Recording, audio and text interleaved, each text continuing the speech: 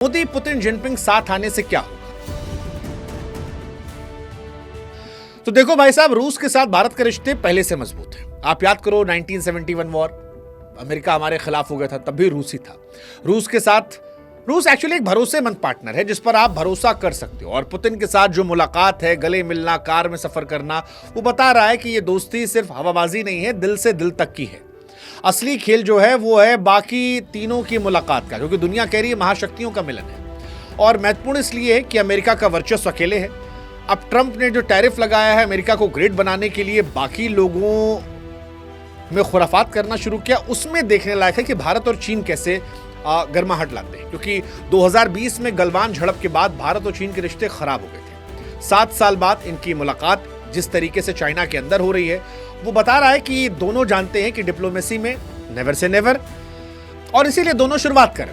हाँ, भारतीय होने के नाते हमको ये लगता है कि चीन पर भरोसा करना मुश्किल है, क्योंकि चीन का इतिहास है, वो भारत को दोस्त बनाता है और फिर भारत के पीठ पर खंजर घोंप देता है।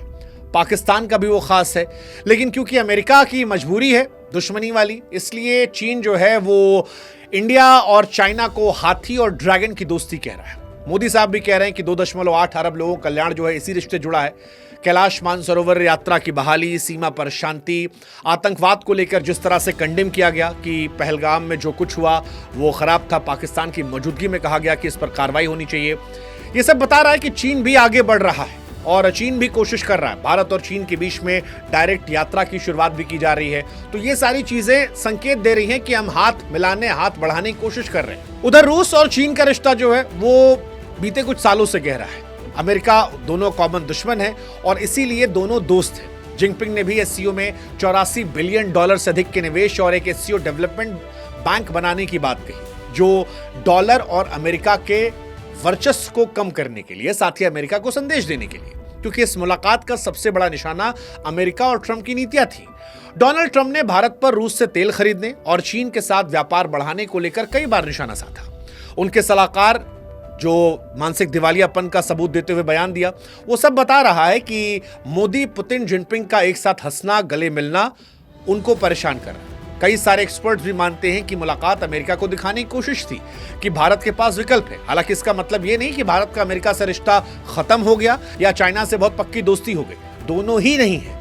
लेकिन संदेश यही है कि अगर अमेरिका भारत को अलग थलग करने की कोशिश करता है तो भारत अपनी नीतियों को देखते हुए दूसरे दोस्त बना सकता है। और इसीलिए ये तस्वीरें ट्रंप के टैरिफ को चुनौतियां देती है, बल्कि बताती है कि भारत विदेश नीति जो है वो स्वतंत्र रूप से तय करेगा। ये नहीं हो सकता कि अमेरिका हमको सिखाए कि उससे दोस्ती करो, उससे ना करो, हमारे लिए सस्ता कर दो और बाकी से दोस्ती काट लो। भारत के लिए एक मौका था अपनी स्थिति को मजबूत करने का और वही भारत ने यहां पर किया। लेकिन सवाल जो महत्वपूर्ण है वो ये कि ये केवल शब्दों तक रहेगा या इसका ठोस परिणाम निकलेगा।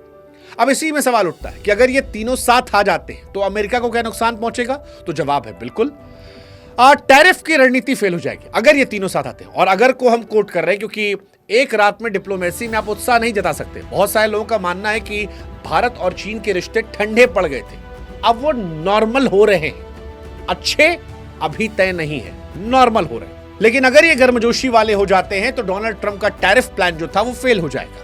डोनाल्ड ट्रंप का मकसद था भारत और चीन को दबाना, लेकिन अगर भारत और चीन आपस में व्यापार बढ़ा लेते हैं और भारत रूस से तेल और हथियार खरीदना जारी रखता है तो अमेरिका का पूरा गेम बिगड़ जाएगा। डॉलर की बादशाहत पर खतरा आ जाएगा। एससीओ और ब्रिक्स जैसे मंच डॉलर की जगह अपनी मुद्राओं में व्यापार करना चाहते हैं। अगर भारत इसमें शामिल हो गया तो अमेरिकी अर्थव्यवस्था पर सीधा असर पड़ेगा, क्योंकि उसकी ताकत उसके डॉलर पर टिकी है। इसके अलावा अमेरिका ने क्वाड बनाया था जिसमें अमेरिका, जापान, ऑस्ट्रेलिया, भारत थे, ताकि चीन को रोका जा सके। अगर भारत चीन के करीब गया तो अमेरिका की वो रणनीति भी कमजोर हो जाएगी, रूस मजबूत हो जाएगा। अमेरिका चाहता है कि भारत रूस से दूरी बनाए, लेकिन अगर इतना घनिष्ठ संबंध बना जैसा कि तस्वीरों में दिखाने की कोशिश की गई है तो फिर अमेरिका के लिए सरदर्दी बढ़ जाएगी और सबका असर दुनिया की पॉलिटिक्स पर पड़ेगा, क्योंकि अमेरिका की ताकत घटेगी इससे। इस मुलाकात ने बताया कि ग्लोबल साउथ, जिसमें एशिया, अफ्रीका और लैटिन अमेरिका, अमेरिका के इशारों पर नहीं चलेगा। नई शक्ति की शुरुआत हो सकती है। हालांकि ये सब हाइपोथेटिकल है, एक रात में कुछ नहीं होने वाला। भारत को इसमें देखना पड़ेगा कि क्या कहानी, और अगला कदम जो है वो अमेरिका के कदम पर भी निर्भर करेगा। अमेरिका का प्रभाव कम हो जाएगा अगर ये सब कुछ अच्छा हो।